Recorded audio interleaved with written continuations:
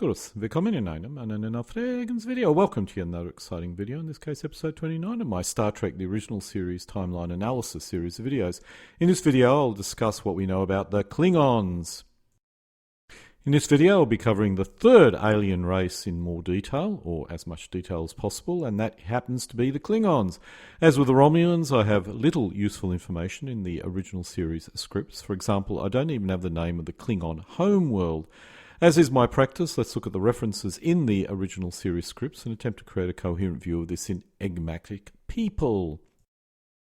In The Savage Curtain, the episode, we learn the Klingons' founding father was Karlis the Unforgettable, which set the pattern for Klingon tyranny.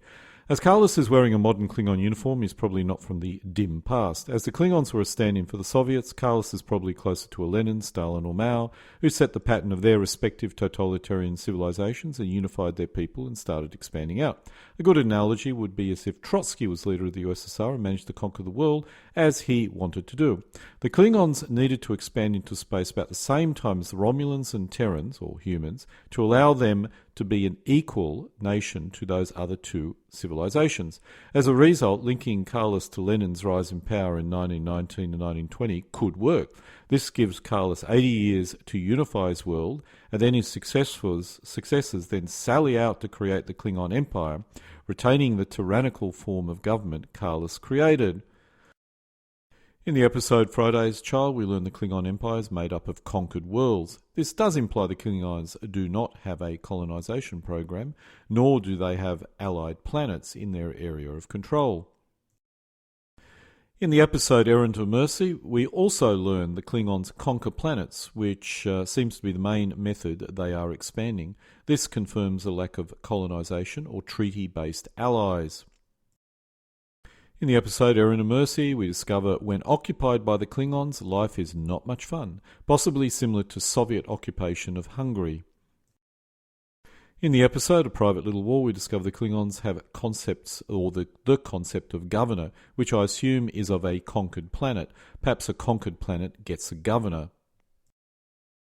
While the home planet of the Klingon Empire, or nation, is mentioned in Errand of Mercy, it's never actually named. In the episode Trouble with Tribbles, Kirk mentions the Klingons are efficient, even if brutal and aggressive. Mara, a Klingon, in the episode The Day of the Dove, indicates the Klingons are hunters and aggressive because they have poor planets. Possibly their home planet is rather poor. In the episode The Trouble with Tribbles, we also learn the Klingon Empire has a Klingon High Command. In the episode A Private Little War, Kirk indicates scientific missions is not the Klingon way. I expect they research military technology, but it could also mean they steal technology from their conquered planets, or is stolen from non-conquered planets. After all, I have a very low probability theory that the Klingons may have actually stolen warp drive from the humans. On the other hand, it's more likely they developed it themselves. In the episode The Tholian Web, we learn the Klingons have a nerve gas called Theragen, which must mean they do research weapons. In the episode Trouble with Tribble, we discover the language spoken by the Klingons is Klingonese. In the episode A Day of the Dove, we learn a Klingon spacecraft, I assume a capital ship, has a crew of 400. Also from the episode Trouble with Tribble, we discover the biology of a Klingon is different from a human, which is not unexpected. Let's now look at all these particular script facts that we have and try and put them together in some sort of coherent manner. The facts are as follows. The Klingons are hunters and aggressive, possibly due to Darwinian pressure caused by their world being poor, or perhaps caused by biology. The Klingons conquer worlds, enslave the inhabitants, and appoint governors to these planets. This implies minimal, if any, colonization program. The Klingon Empire has a home world, so the Empire may be dominated by a single planet. The Klingon High Command may be the central military and even political organization in the Klingon Empire.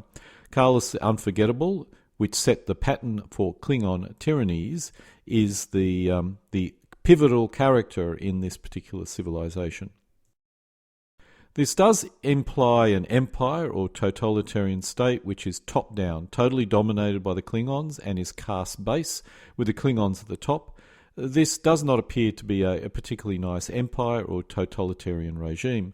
While the Klingons are a stand-in for the Soviet Union, there are some differences. I can't see the Klingons believing in the rising of workers throughout the galaxy and joining the Klingon workers' paradise. While the USSR was dominated by the Russian people, most other races were considered as second class, it was still possible to rise to the top, even if you were not ethnically Russian, as Stalin proved. This seems unlikely in the Klingon Empire. Perhaps the Mongols are a better analogy to the Klingons, with Soviet paranoia thrown in for good measure. As we have discovered, even the military governor is always monitored.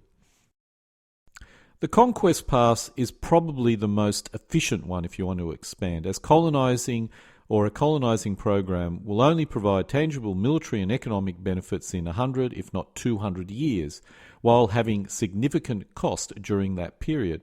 That would also have been the Romulan strategy and could have been the Earth strategy if the Vulcans were not around to look over their shoulder. Although without the Vulcans, the Earth would almost certainly have been conquered by the Romulans, so it's a little bit of a moot point. The United Earth is the United Earth because of all the bits that fall together. If you take something out, then the whole thing falls down like a house of cards. Going down a conquest path would have required a large garrison, but as the main logistic issue is food, based on my interpretation of the scripts and earlier videos, that would have been provided locally, so it would have been simple to implement once you've conquered the planet. One space station in space with some kinetic weapons would make revolt pretty difficult, if not impossible, and while issues may arise until the old generation has died off, the USSR and even China have proven you can conquer a different race or civilization, and if you suppress them long enough, they will become a compliant subject people. The various wars the Klingons have been involved in are covered in other videos, so I'll only briefly go over the references that we have in relation to those events, that is, military events. In the episode Errand and Mercy, we discovered the Federation and Klingon Empire are at war in 2264. The Klingons send a fleet to a strategic planet in the episode Errand and Mercy. I suspect the number of spacecraft, which are capital ships, is probably around about the 8 number, although this is an educated guess. Also in the episode Errand to Mercy, Kirk talks about the Klingons invading Federation territory and killing Federation citizens. This must be from an earlier war. 23 years prior to the episode The Trouble with Tribbles, which may be about 2242, the Federation and Klingons fought a battle which ended up being inconclusive. The battle seemed to be over a planet, Sherman's planet, or perhaps a planet called Donut 5. I assume this was not a major conflict, as the planet was presumably uninhabited. This is the first reference of a Federation-Klingon conflict. There is a possibility Klingons invaded Federation territory, as Kirk claimed in the episode Errand of Mercy. The Klingons have invaded and killed Federation citizens, according to Kirk. It's unlikely he was talking about the short-lived war in 2264, as the main fighting was occurring in neutral territory, so this must have occurred earlier. The conflict in 2242 did not seem to involve inhabited planets. Perhaps this was the start of a Klingon incursion into Federation space. In the episode Whom Gods Destroy, we first discovered there was a Federation victory at Axana against an unknown enemy, with Captain Garth commanding the Federation forces. Assuming Garth was 30, which is young but possible, and he is now 50, this may have occurred in 2246 or more likely 2245. There was a minor war between the Klingons and Federation in 2242, which may have lasted until 2245, so I assume this was part of that conflict. I covered the Federation-Earth War, or the Federation versus Klingon War, in more detail in another video if you're interested. And so we come to an end of episode 29, my Star Trek, the original series timeline analysis series of videos, in this case discussing the Klingons. The episode scripts can be found using the URL shown. Alle guten Dingen, kommen zu einem Ende.